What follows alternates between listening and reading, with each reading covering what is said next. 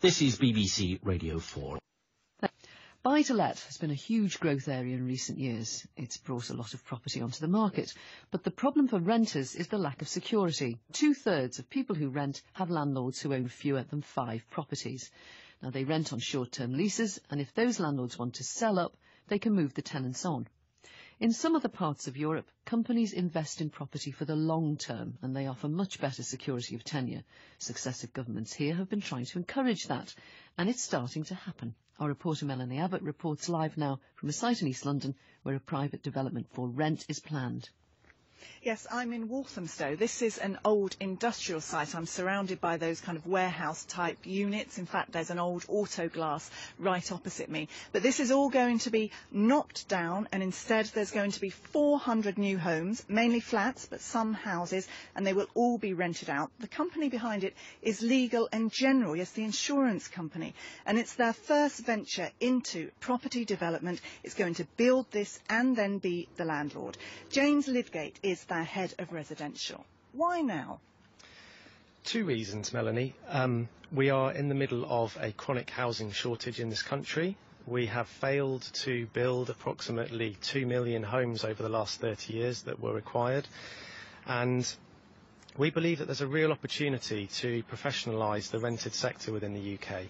And we are specifically designing properties with the rental market in mind. It's very much a serviced industry, and at the moment, as was mentioned earlier, we're in a sector that's worth approximately 900 billion in the UK at the moment in terms of those are homes available for rent, and 98% of those are owned by individual private buy-to-let landlords. So it's a huge sector that's effectively being managed and invested in on a cottage industry scale, and we believe there's a real opportunity here to provide levels of service that haven't been seen in the UK before. Isn't it really, though, more social housing that we need? The kind of people who can afford to rent here from you could find something if they looked hard enough in the existing rental market. We do need social housing, we do need affordable housing, we need housing for sale, we need housing for rent. What we're suggesting is that this should be in addition to the homes that would have been built anyway, and at Legal & General we're investing in all 3 of those sectors. We invest in affordable housing through our registered provider partners, and we also build homes for sale, and this is just another element. James Lidgate, thank you. I hope we can come back to you. But first, let's hear from some of the other players in this market. Last Thursday, we decided to have a dress rehearsal, test the apartments. I stayed in this one.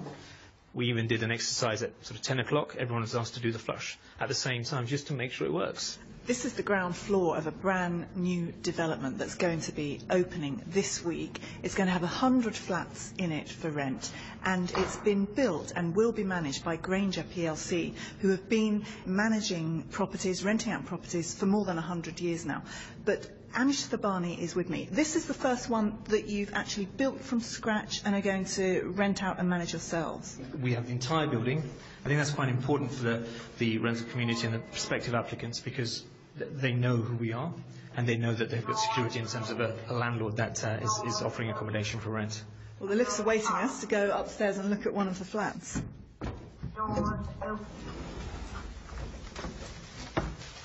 Is this a one bed, 2 bed? We are offering apartments fully furnished or unfurnished. We expect majority of the apartments to be let furnished. Trendy wooden floors, and you've got patio doors here opening onto a balcony. Oh, and we've got a pigeon roosting here on the balcony. You might have to do something about him. I know someone was saying they like it so much that even the pigeons are moving in, but we've got the RSPB coming in to help us move in, relocating for us. How much would I be paying if I wanted to move in here? This apartment will be £1,250 per calendar month. It's within the range of what the rentals are achieving within Barking. We are promoting 3-year tenancies, but there will be 12-month tenancies as well if that's what they prefer. Analyst Kate Faulkner, who runs Property Checklists, welcomes the big boys coming into the game. She believes that tenants accept poor quality property because of a lack of choice. For me, I think we need every property that the corporate landlord can build, so that we have this mature private rental sector, which will then naturally bring up the quality of the individual landlord's properties as well, because tenants will know what to expect. We have, as a country, for the last 40, 50 years, missed out on institutional investment. that Europe has benefited from. We have this huge increase in our population. We have not been matching our property stock to that increase in population over the last 30 years. So we are really desperate for every property we can to help put a roof over people's heads. I'm now in a lift going up to the top floor of what used to be a government building, but is being converted into flats by a company called Essential Living. Now, these flats will be rented out, but they'll still be managed by Essential Living, and it's one of 7 developments that it's building at the moment in the southeast. Andrew Teacher is from Essential Living. There's going to be 118 flats. There's going to be a mix of studios, 1, 2, 3 bedroom flats. Why has Essential Living decided that the time is right now to get into this kind of development? What we've seen in Britain since around 2000, 2001 is that the number of people renting privately has more than doubled. By 2019, it's going to be nearer 1 in 4 households nationally from 1 in 5 today, and that's according to Savills, the estate agents.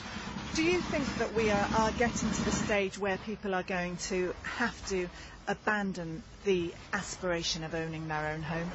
The reasons for renting in many cases will be because people can't afford to purchase, because of the prices, because of mortgages and because of all those well-trodden things. But there's a growing number of people as well that simply prefer, firstly, the lifestyle option of renting, because it doesn't involve having to fix the guttering or pay the mortgage or worry about any of those costly things that many people have to faff about with each week, and also because it often means you can live more centrally.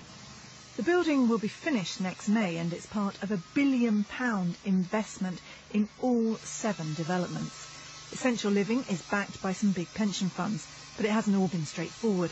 Plans for a 24-storey tower block in North London have been called in by the Secretary of State, but the company says there is political support to speed up building for rent. Its homes will be marketed for all ages, but the charity Shelter believes as a whole these schemes may not help many families who are looking for homes to rent. Pete Jeffries is a senior policy officer at Shelter. While these initiatives are welcome, they are a very small part of a huge private rental market that currently just doesn't work for families and for people on low and middle incomes. So you think that these are really just good if you are a kind of single young professional? Well, I think that's who, if you look at their websites, if you look at the literature they put out, that's who they're targeting with these products, and that's absolutely fine. But that doesn't help the millions of people, especially people that come to Shelter looking for help, who need long-term stability so they don't have to move their kids from school to school, who need much more affordable rents, who need a bit more space, actually, if you're a family with children. They're not really catering to families like that, and that's who we really need to be helping. Essential Living and Grainger both say families will be well catered for. But new developers, The Collective, are aiming firmly at the young.